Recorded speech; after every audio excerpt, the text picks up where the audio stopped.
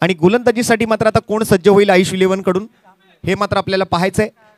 आणखीन एक मोठी लढत, आणखीन एक उत्कंठावर्धक सामना, ज्या टीम मध्ये मात्र आपण आता एक चांगला परफॉर्मन्स देताना ज्या टीमला पाहिले, या अगोदर परळचा राजा वॉरियर्स एक अनबिटेबल टीम राहिली, मेगा फायनल त्यांनी गाठली आहे आणि इथे पुढे आता मात्र आपण जर पाहिलं तर युवा टायगर खेळणार परळचा राजा वॉरियर्स सोबत की आयुष 11 खेळणार मेगा फायनल, हे मात्र आपल्याला पाहायसाठी मात्र जायचं आहे ते मैदानाच्या दिशेला, ज्या ठिकाणी आपण बघतोय उपांत्य फेरी क्रमांक 2 साठी आता दोन्ही टीम सज्ज आहेत। ओपनिंग पेअर मध्ये आपण आदित्य चव्हाणला स्ट्राईक वरती बघतोय आणि नॉन स्ट्रायकिंग एंडला त्याची साथ देण्यासाठी मात्र तनिष घाडी मैदानावर दाखल होताना आपल्याला पाहायला मिळतोय। पंच सज्ज आहेत आणि आमचे गुणलेखक सज्ज आहेत, आमचे कॅमेरामन रेडी आहेत। tenniscricket.in या ऑफिशियल यूट्यूब वाहिनीवरती मात्र आपण या स्पर्धेचं अधिकृत वाहिनी मात्र या स्पर्धेचं थेट प्रक्षेपण पाहू शकता। India's first tennis ball cricket वेबसाईटच्या माध्यमातून मात्र या स्पर्धेचं एक क्वालिटी स्ट्रीमिंग आपण पाहताय। हे लाईव्ह स्ट्रीम जर तुम्हाला पाहायचं असेल तर आपण आत्ताच्या आत्ता आमच्या tenniscricket.in च्या यूट्यूब चॅनलला आपण लाईक करा, शेअर करा, सबस्क्राईब करा आणि बेल बटन हिट करायला अजिबात विसरू नका, कारण tenniscricket.in आपल्यासाठी मात्र अशा अनेक स्पर्धा घेऊन येत असतं।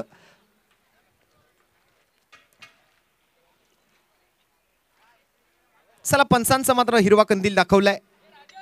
स्ट्राइक वरती आपण पाहतोय ते आदित्य चव्हाणला, नॉन स्ट्रायकिंग एंडला तनिष घाडी आहेत आणि बॉलिंग मार्क वरती पहिली ओव्हर घेऊन अथर्व भंडारे आणि पहिल्याच बॉलवर विकेटचा पतन, आदित्य चव्हाण बाद।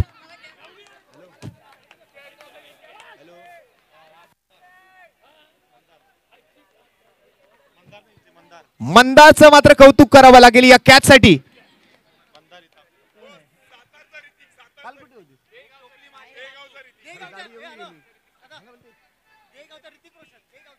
देगावचा ऋतिक रोशन, क्रिश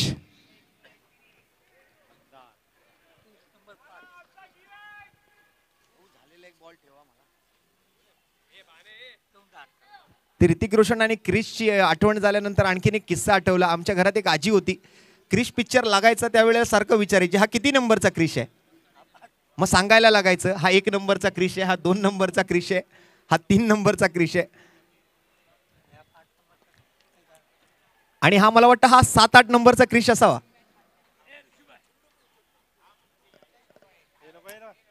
देगावचे ऋतिक रोशन।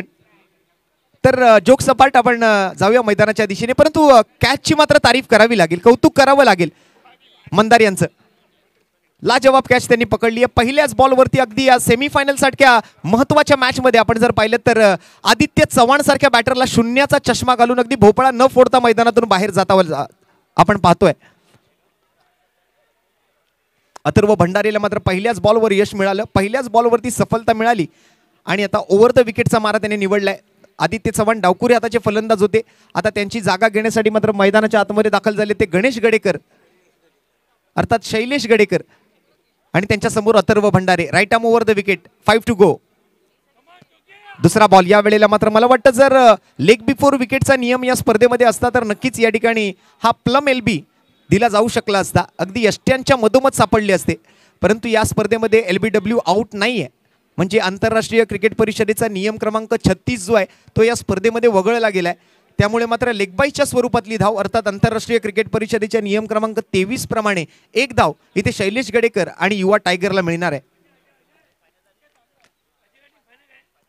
फुल टॉस बॉल या वेळेला मात्र बॅटच्या लीडिंग एजवर बॉल लागल्यानंतर मात्र हवेत उसळला आहे आणि 2 खेळाडूंमध्ये मात्र कॉलिंग मध्ये थोडीशी गडबड झाली तिकडे आणि या शैलेश गडेकर इथे मात्र आता वैयक्तिक धावांचं खातं आता उघडताना आपल्याला बघायला मिळत आहेत। या अगोदर लेगबाईच्या स्वरूपातली धाव टीमला मिळाली, त्यानंतर आता मात्र हवेत फटका खेळून 2 धावा काढल्या गेल्या, तर या 2 धावा मात्र शैलेशलाही मिळाल्यात, युवा टायगर्सलाही मिळाल्यात। धावसंख्येचा मात्र आकडा आता पुढे सरकतोय, 3 धावा स्कोरबोर्डवरती एका गड्याच्या मोबदल्यात। गणेश मेहर आणि ओमकार धुरी आपण जिथे कुठे असाल आपण कृपया निलेश भंडारे यांच्याशी संपर्क साधायचा, आपण साऊंड सिस्टम जवळ आपली उपस्थिती दाखवायची आहे। गणेश मेहर आणि ओमकार धुरी यावेळेला मात्र पुन्हा एकदा संधी आहे, कॅच होईल का? क्षेत्ररक्षक आलेत एकमेकांमध्ये, मात्र थोडीशी या ठिकाणी धडक झाली, बघा दुखापत झाली आहे का? सांभाळून एकमेकांची काळजी घ्या जरा धावत असताना, अशा कॅचेस पकडायच्या असतात बरोबर आहे, परंतु आपण आपली एकमेकांची काळजी घेऊनच धावायचे, पुढे बघून धावायचे, कोणती दुखापत होता कामा नये.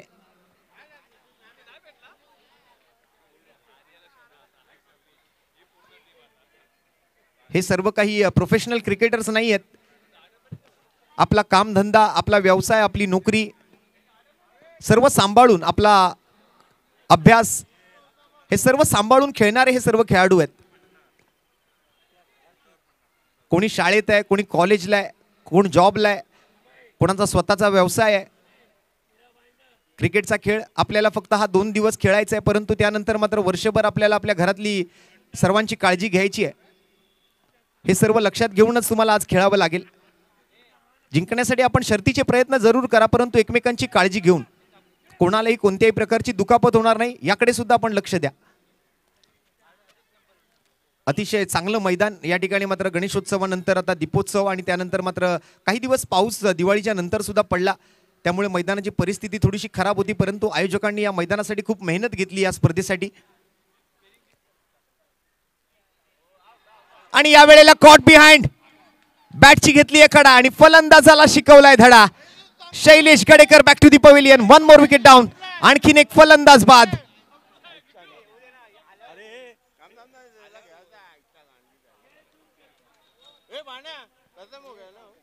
आता मात्र या स्पर्धेच्या पहिल्या दिवसापासून मात्र या परळच्या नरे पार्क मैदानाच्या क्रिकेटच्या हंगामाला खऱ्या अर्थाने सुरुवात झाली आहे. अशा आता अनेक स्पर्धा या मैदानावरती होतील. आपण जर पाहिलं तर अशा आजूबाजूच्या इमारतींच्या बऱ्याच स्पर्धा असतात, जसं आपण सिमेंट चाळ प्रीमियर लीग बघतो, गणेश लीला प्रीमियर लीग बघतो, पाकोचाळ मित्रमंडळाची स्पर्धा आपण बघतो, त्याचबरोबर SP कंपाऊंडची स्पर्धा आपण बघतो. अशा अनेक स्पर्धा असतात. त्यानंतर मग पावसाळी रबर बॉल क्रिकेटच्या हंगामामध्ये श्रीमती लक्ष्मी विष्णू चेंदवनकर स्मृती चषक आपण बघतो. आणि अशा अनेक कॉर्पोरेट लेवलच्या स्पर्धा सुद्धा या मैदानावरती पार पडतात. आपण मागील हंगामामध्ये एक बृहन्मुंबई महानगरपालिकेची स्पर्धा सुद्धा या मैदानावरती पार पडलेली पाहिली होती. असे अनेक कार्यक्रम सुद्धा होत असतात, मेळावे होतात. या ठिकाणी मात्र मालवणी जत्रोत्सव साजरा होतो, गणेशोत्सव साजरा होतो, त्यानंतर दुर्गादेवीची स्थापना सुद्धा या मैदानावरती होते.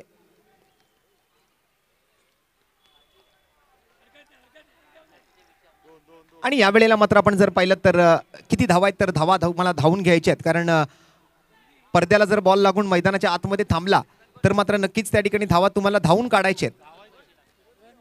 क्रिकेटची पंढरी तर आहेत, परंतु उत्सवांची पंढरी म्हणून सुद्धा परळला ओळखलं जातं. स्कोर जर पाहिला आपण तर स्कोरबोर्डवरती 8 धावा आहेत. इथे गणेशोत्सव मोठ्या थाटामाटात साजरा होतो. मला वाटतं संपूर्ण मुंबापुरीमध्ये किंवा मुंबईच्याही बाहेरचे गणपती बाप्पा जर कुठे बनत असतील तर ते या परळ नगरीमध्ये अगदी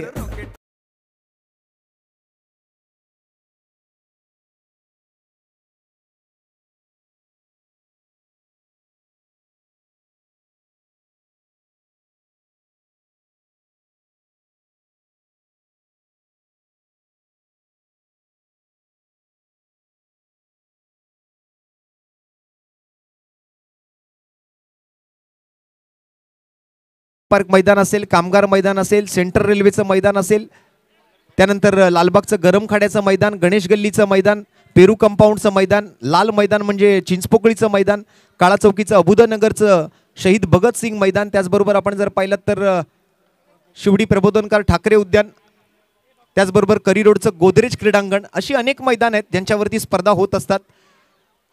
क्रिकेटचा खेळ आणि मुंबई यांचं एक जवळचं नातं राहिले. जसं मुंबई हे न थांबणारं शहर आहे, तसं मुंबईचं हे क्रिकेट सुद्धा हे न थांबणारं क्रिकेट म्हणून ओळखलं जातं. मुंबईमध्ये मात्र हिवाळ्यात क्रिकेट खेळलं जातं, उन्हाळ्यात क्रिकेट खेळलं जातं, पावसाळ्यात क्रिकेट खेळलं जातं. मुंबईमध्ये प्लॅस्टिक बॉलचं क्रिकेट खेळलं जातं, मुंबईमध्ये रबर बॉलचं क्रिकेट खेळलं जातं, मुंबईमध्ये आपण जर पाहिलं तर टेनिस बॉलचं क्रिकेट खेळलं जातं, मुंबईमध्ये लेदर बॉलचं क्रिकेटही खेळलं जातं. लेदर बॉलमध्ये वेगवेगळे प्रकार आपण पाहतो, ज्यामध्ये रेड लेदर बॉलचं क्रिकेट आपण पाहतो, आपण व्हाईट बॉलचं क्रिकेट आपण पाहतो आणि पिंक बॉलचं क्रिकेट सुद्धा लेदरमध्ये खेळलं जातं. त्याचबरोबर आपण अंडरआर्म बॉक्स क्रिकेट बघतो, लखवा क्रिकेट बघतो, ओव्हरआर्म क्रिकेट बघतो. असे अनेक प्रकार आहेत क्रिकेटचे जे मुंबईमध्ये खेळले जातात. आणि मुंबईमध्ये क्रिकेट खेळण्यासाठी काही जागेची गरज नाही आहे किंवा मैदानाची गरज नाही आहे. मुंबई शहरामध्ये अगदी इमारतीच्या टॅरेसवरती, इमारतीच्या गॅलरीमध्ये, इमारतीच्या कंपाऊंडमध्ये, अगदी आपल्या चाळीच्या खाली असलेल्या रस्त्यावरती त्याचबरोबर आपण जर पाहिलं तर टर्फवरती क्रिकेट सध्या खूप चर्चेत आले आणि त्यानंतर मात्र मैदानावरचं क्रिकेट, असं अनेक प्रकारचं क्रिकेट मुंबईत खेळलं जातं आणि मुंबईमध्ये सर्वत्र आपण जर पाहिलं तर क्रिकेट क्रिकेट आणि क्रिकेट हेच आपल्याला पाहायला मिळतं. म्हणूनच असं म्हटलं जातं ना की क्रिकेट आणि मुंबई यांचं एक जवळचं नातं आहे. मुंबई ही एक क्रिकेटची पंढरी म्हणून ओळखलं जातं. भारतीय संघामध्ये सुद्धा मुंबईचे अनेक खेळाडू आज आपण बघतोय. मुंबई क्रिकेट असोसिएशनच्या नेतृत्वाखाली मात्र आज अनेक खेळाडू घडत असतात. नुकतीच मात्र MCAची निवडणूक झाली, त्यामध्ये अजिंक्यजी नाईक यांची मुंबई क्रिकेट असोसिएशनच्या अध्यक्षपदी निवड झाली आणि त्यानंतर आता मात्र मुंबई क्रिकेट असोसिएशन पुन्हा एकदा सक्रिय झाली आहे. एकंदरीत मुंबईचं क्रिकेट हे कधीही न थांबणारं क्रिकेट म्हणून आपण पाहिलेलं आहे. भारताचा राष्ट्रीय खेळ जरी हॉकी असला, आपल्या देशाचा राष्ट्रीय खेळ जरी हॉकी असला, तरी आपल्या देशामध्ये सर्वाधिक लोकप्रिय खेळ जर कोणता असेल तर तो म्हणजे क्रिकेट. मग ते क्रिकेट कोणत्याही पद्धतीचं असो. अनेक स्पोर्ट्स ब्रँड्स आहेत मुंबईमध्ये, अनेक यूट्यूब चॅनल आहेत ज्या मुंबईच्या क्रिकेटला मात्र वेगळ्या उंचीवर नेण्याचं काम त्यांनी केलं. त्यापैकीची पहिली वहिली यूट्यूब वाहिनी जी आपण आज या ठिकाणी मात्र ज्याच्यावरती आपली CPL पाहताय, tenniscricket.in, अगदी वयाच्या 23व्या वर्षामध्ये मात्र या क्रिकेटच्या क्षेत्रामध्ये या टेनिस बॉल क्रिकेटला अगदी एक वेगळं वळण लावण्याचं काम जर कोणी केलं असेल तर tenniscricket.in चे सर्वेसर्वा अर्थात आपल्या सर्वांचे लाडके मित्र संतोष संपत नाणेकर. तदनंतर अशा अनेक चॅनल्स आपण पाहिलेत. 70 स्पोर्ट्स आहे, त्याचबरोबर आपण जर पाहिलं तर प्रोलिंग स्पोर्ट्स आहे, tenniscrick.com आहे, अशा अनेक चॅनल्स आहेत. SSS लाईव्ह आहे. वेगवेगळ्या चॅनलवरती वेगवेगळी स्पर्धा आयोजकांच्या सोयीनुसार आपण त्या ठिकाणी मात्र बघत असतो आणि अशा अनेक स्पर्धा आणि अनेक चॅनल्स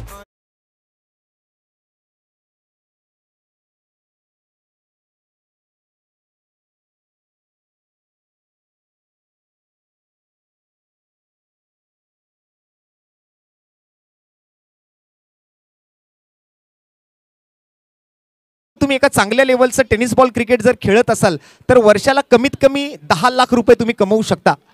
अशा काहीशा स्पर्धा आज एक टेनिस बॉल क्रिकेटच्या खेळामध्ये आपण आलेल्या पाहतोय. मग ज्यामध्ये ISPL सारखी स्पर्धा आहे, 10PL सारखी स्पर्धा आहे, त्यानंतर सुप्रीमो ट्रॉफी सारखी स्पर्धा आहे, त्याचबरोबर स्वर्गीय रतनबुवा पाटील सारखी स्पर्धा आहे.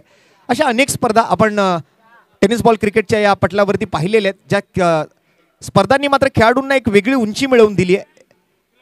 आर्थिकरित्या मात्र खेळाडूंना प्रबळ करण्याचं काम या सर्व स्पर्धा करत असतात. खेळाडूंना एक वेगळी ओळख मिळते. आज खेळाडूंचे चाहते आहेत, जसे की चाहते मात्र आंतरराष्ट्रीय क्रिकेटच्या खेळाडूंचे आहेत, तसेच टेनिस बॉल क्रिकेटच्या खेळातील खेळाडूंचे सुद्धा आता बरेच चाहते आहेत, जे मात्र खेळाडूंवरती पारितोषिकांचा वारंवार वर्षाव करत असतात, खेळाडूंसोबत सेल्फी घेत असतात, खेळाडूंसोबत आपले पोस्ट शेअर करत असतात इंस्टाग्रामवरती, फेसबुकवरती, अशा सोशल मीडिया चॅनल्सवरती. तर दरम्यान मॅचकडे लक्ष टाकूया. यावेळेला मात्र सुंदर फटका खेळला गेला, अगदी कॉपी बुक स्टाईल फटका, क्रिकेटचा पुस्तकी फटका, परंतु थोडीशी कॉलिंगमध्ये गडबड झाली होती. तनिष घाडीने मात्र माघारी परतावलं. तिसऱ्या षटकाला सुरुवात. सारस सावंत 1 रन खर्च करतोय. पहिल्या बॉलवर धावसंख्येचा आकडा डबल डिजिटमध्ये 11 धावा. युवा टायगरची स्थिती मात्र थोडीशी बिकट आहे, दयनीय आहे.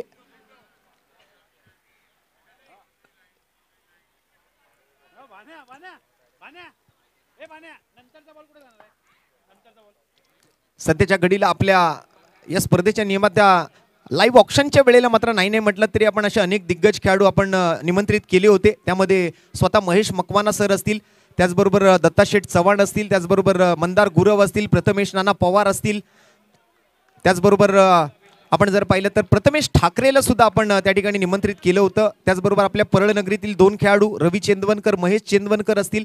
आणि सध्याच्या घडीला एक नाव जास्त चर्चेत आहे, ते म्हणजे आपल्या शिवडी परिसरातील, आपल्या शिवडी विधानसभेतील एक युवा टॅलेंटेड बॅटर म्हणून ज्याची ओळख आहे, तो असा फरदीन काझी.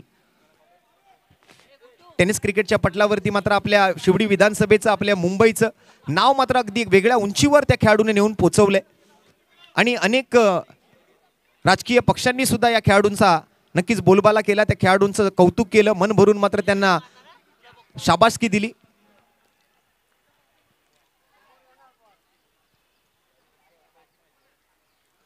यावेळेला मात्र चांगला ड्राईव्ह पाहायला मिळतोय. मिड ऑफला मात्र फिल्डर आहेत. एकच धाव त्या ठिकाणी घेण्याची संधी मिळते. बॅटिंगसाठी मात्र एका बाजूला रणजित आणि दुसऱ्या बाजूला तनिष घाडी. परंतु तनिष घाडी जोपर्यंत मैदानाच्या आतमध्ये आहे ना तोपर्यंत धावसंख्या कितपत मजल गाठेल हे सांगणं थोडंसं कठीण आहे. बॉलिंग मार्कवरती सध्या सारस सावंत 3 बॉल 3 धावा त्यांनी खर्च केले आहेत. 9 बॉल अजूनही या इनिंग मधले बाकी आहेत. भारतीय महिला सुद्धा आज क्रिकेटमध्ये काही मागे नाही आहेत. नुकताच झालेला विश्वचषक जो भारतीय महिला संघाने जिंकला, हरमनप्रीत कौर यांच्या नेतृत्वाखाली आज भारतीय महिला संघाने सुद्धा आणखीन एक मानाची ट्रॉफी आणि एक मानाचा तुरा आपल्या शिरपेचात रोवला. त्या महिला संघाचं सुद्धा अभिनंदन. परंतु आज एक निराशाजनक कामगिरी भारतीय संघाने केली आहे दक्षिण आफ्रिकेच्या संघाविरोधात. 30 धावांनी मात्र भारतीय संघाला कोलकाताच्या ईडन गार्डन स्टेडियमवरती आज कसोटी सामन्यामध्ये हार पत्करावी लागली. दरम्यान स्ट्रेट बॅटेड स्ट्रोक खेळलाय समोर, क्षेत्ररक्षक डाऊन दी बॉल, पकडला जातोय झेल आणि समाप्त होतोय तनिष घाडीचा खेळ. बडी मछली जाल में फसी, मोठा विकेट आलाय.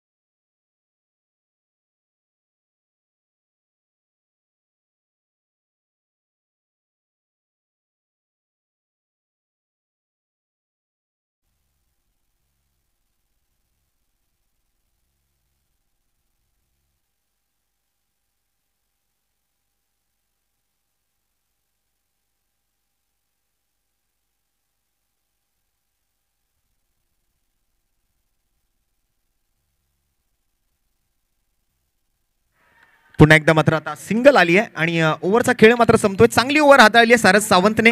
4 धावा त्यांनी खर्च केले, 1 विकेट आहे त्यांच्या खात्यामध्ये आणि 3 षटकांच्या समाप्ती अखेरीस संघाची एकूण धावसंख्या आपण जर पाहायची झाली तर धावसंख्येचा आकडा आता सध्या आपण जर पाहिलं तर जाऊन पोचलेला आपण बघतोय तो 3 गड्यांच्या मोबदल्यात 14 धावा स्कोरबोर्ड वरती आहेत. म्हणजे अजूनही आटोक्यात ठेवलंय या धावफलकाला. कुठेतरी मात्र एक चांगला आळा घातलाय फलंदाजांवरती. फलंदाजांना बांधून ठेवलंय, जखडून ठेवलंय. तनिष घाडीला आउट केलंय आणि तनिष घाडीची विकेट खूप महत्वाची होती तसं बघायला गेलं तर या मॅच साठी. आता शेवटचे 6 चेंडू.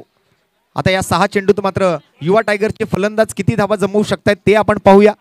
बॅटिंग साठी सध्या मैदानामध्ये आपण जर बघितलं तर विशाल आलाय.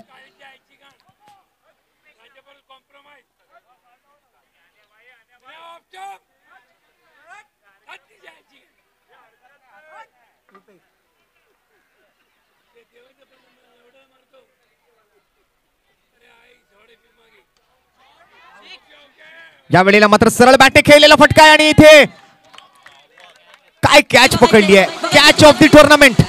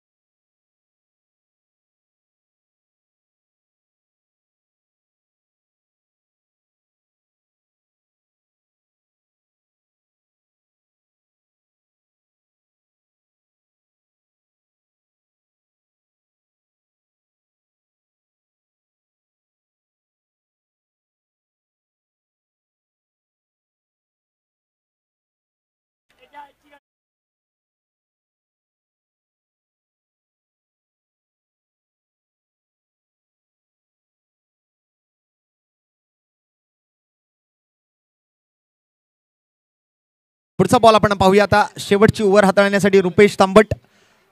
कालच 50वा वाढदिवस त्यांचा आपण साजरा केलाय. आज 51व्या वर्षात त्यांनी मात्र पदार्पण केलंय. पहिला बॉल त्यांचा मात्र यावेळेला पुल करायचा प्रयत्न, जमिनी लगतचा फटका तिकडे मात्र खेळला गेलाय. बॉल मैदानाच्या आत आहे. दुसऱ्या धावेच्या प्रयत्नामध्ये बॅट मात्र पोचवायचा प्रयत्न, रन पूर्ण करायचा प्रयत्न तिकडे आणि बघता बघता 2 धावा तिकडे घेतल्या गेल्यात.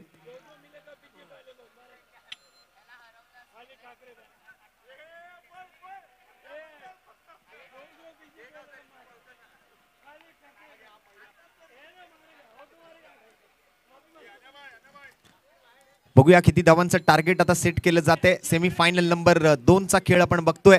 पहिला डाव आयुष इलेव्हनने टॉस जिंकल्यानंतर प्रथमतः क्षेत्ररक्षणाचा निर्णय स्वीकारला होता.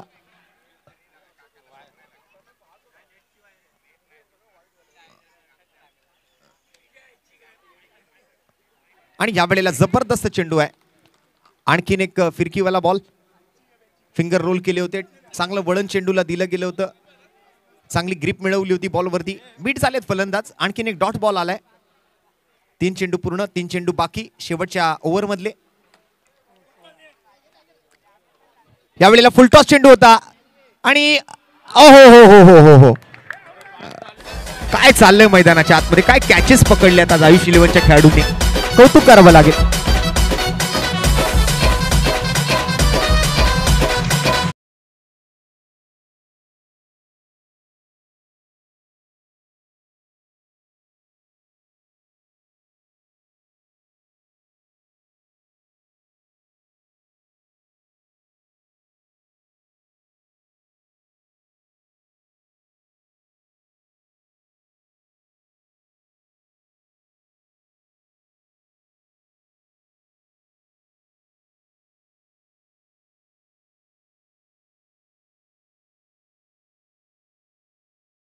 आतमध्ये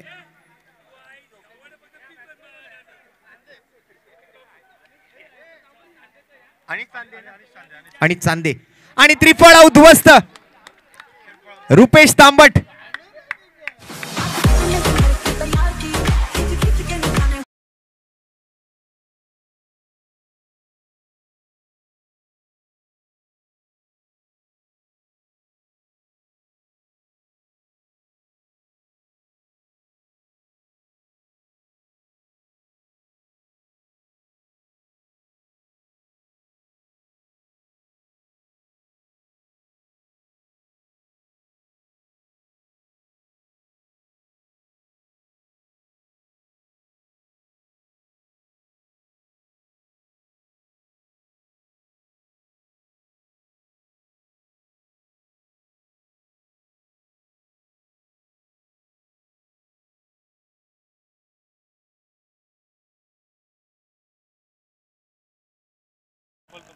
रुपल कुनकावळेकर मैदानाच्या आतमध्ये.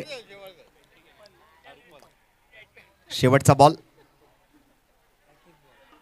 हॅट्रिक चेंडू आहे परंतु हा डॉट बॉल आलाय आणि अशा पद्धतीने अवघ्या 16 धावांवरती मात्र आता डाव संपलाय. पहिल्या इनिंगचा खेळ युवा टायगर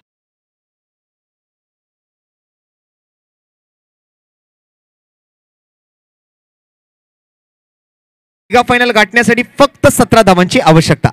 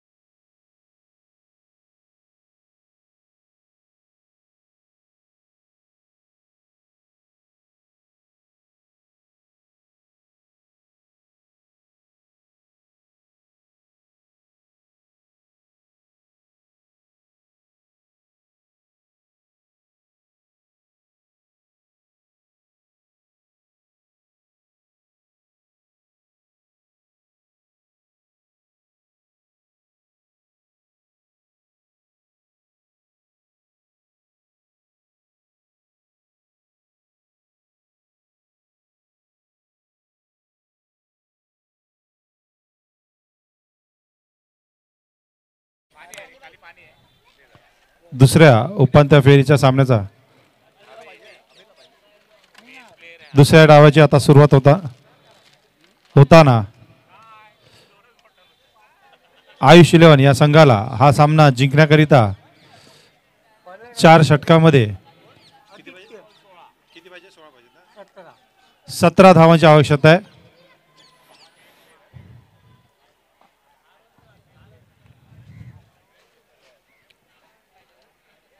काहीसं सोप्पं असं आव्हान आयुष 11 या संघाला अंतिम फेरीत जाण्याकरिता पार करायचं आहे. आयुष 11 या संघाकडून सलामीची जोडी मिनार नाटळकर व अथर्व भंडारे मैदानात उतरली असून युवा टायगर या संघातर्फे संघाचा पहिला षटक घेऊन येत आहेत right arm fast bowler Aditya Chavan.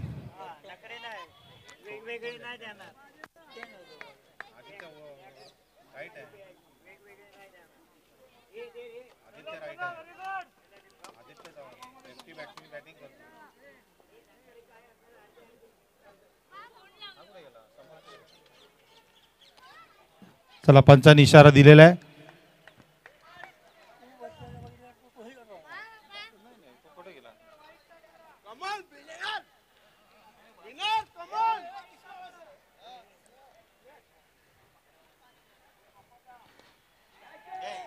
हवेत आणि सोप्पा असा झेल सुटला.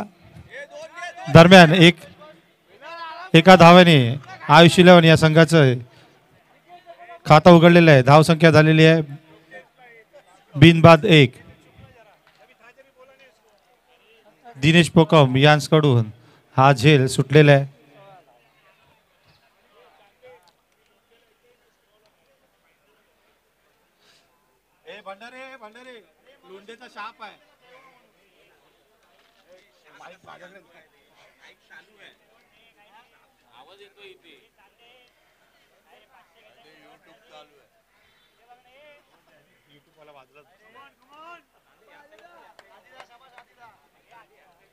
पुढील चेंडू सामना करणार आहेत left hand batter Atharva Bhandare.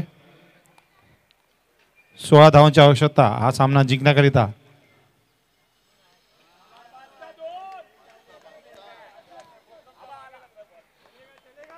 एक धाव घेण्यात यश आलेल्या धावसंख्येत एका धावेने भर पडत धावसंख्या झालेली आहे बिनबाद 2.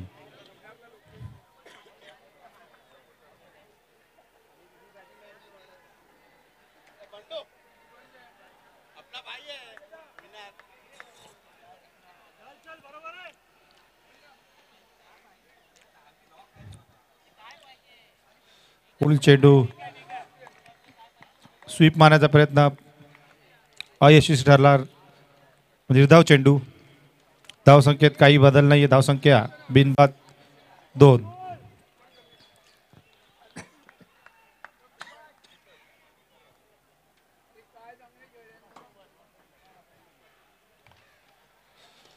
पुढील यॉर्करचा प्रयत्न परंतु पुन्हा एकदा युवा टायगर्स या संघाकडून झेल सुटलेला आहे आणि दरम्यान 2 धावा. एक धाव काढण्यात यश आलेलं आहे घेण्यात यश आलेलं आहे. धावसंख्या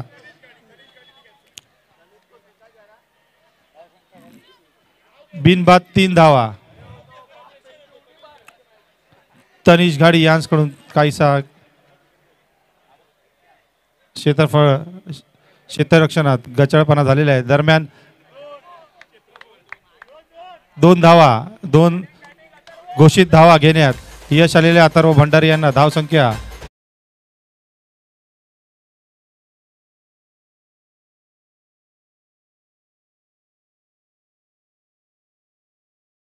पाच चेंडू झालेले आहेत. शेवटचा चेंडू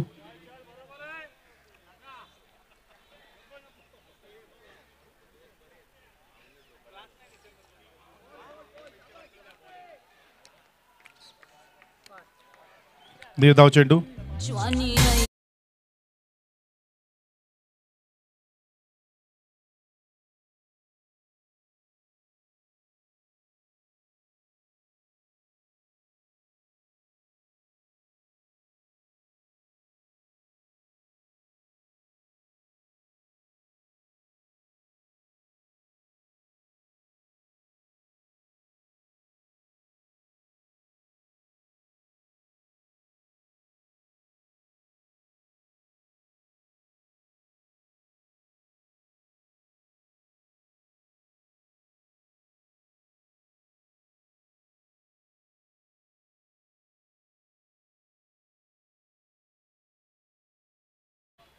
शैलेश गडेकर सामना करणार आहेत मिनार नाटकर यांचा.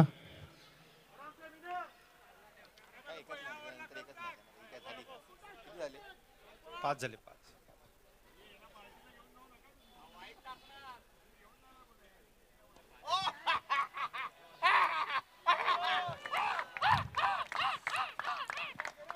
लेग साइडला तटावर 2 घोषित धाव घेण्यात यश आलेले आहे.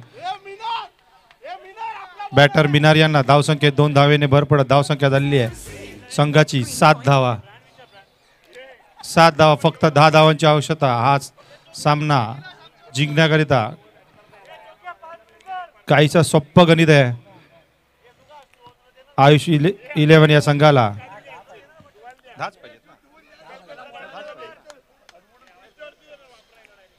पुढील चेंडू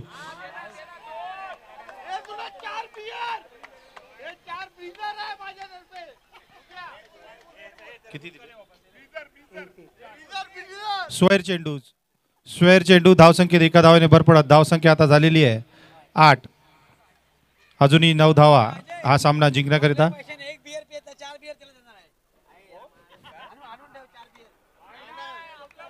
पुन्हा एकदा दिशा भरकटलेली आहे.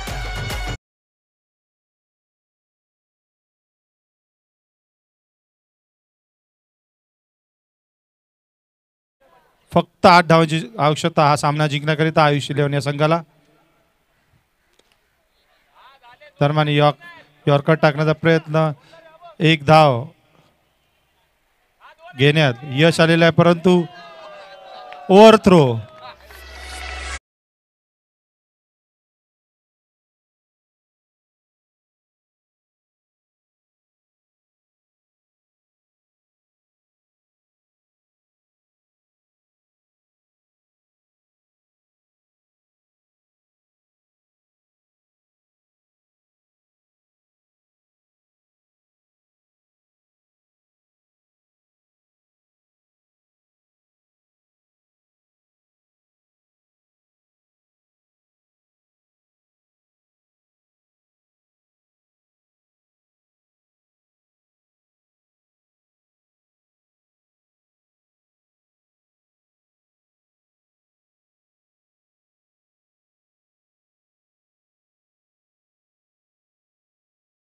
धाव घेण्यात यश आलेले आहे. अथर्व भंडारी यांना धावसंख्येत पुन्हा एकदा 1 धावेने भर पडत धावसंख्या आता झालेली आहे 12.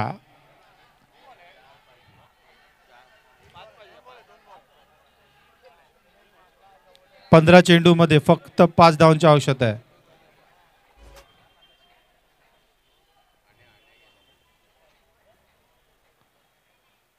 पुढील चेंडू बॅटची कडा लागून घोषित क्षेत्रात गेल्यामुळे धावसंख्या 1 धावेने वाढत धावसंख्या आता झालेली आहे 13. फक्त 4 धावांची आवश्यकता.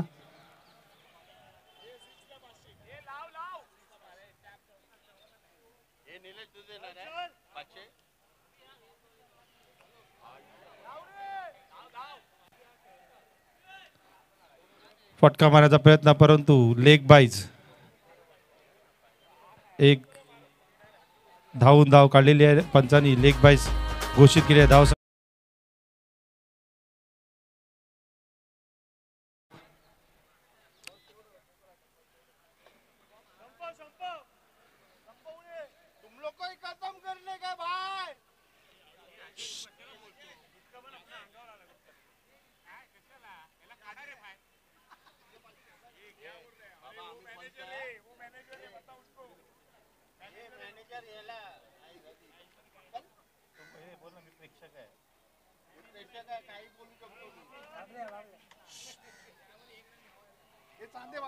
पुढील चेंडू मिनार यांनी 2 धाव घेण्याचा प्रयत्न, परंतु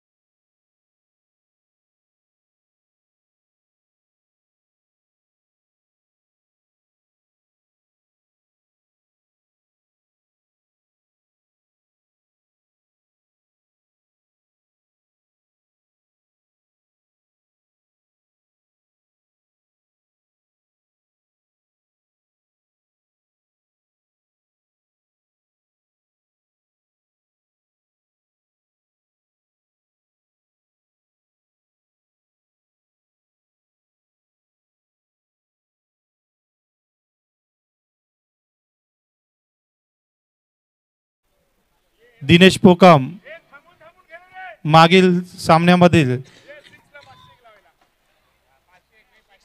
यशस्वी गोलंदाज. दरम्यान अथर्व भंडारे यांना बक्षीस आलेले आहे. जर त्यांनी हा सामना 6 मारून जिंकला तर त्यांचे बंधू सुहास भंडारे यांच्याकडून 500 रुपये.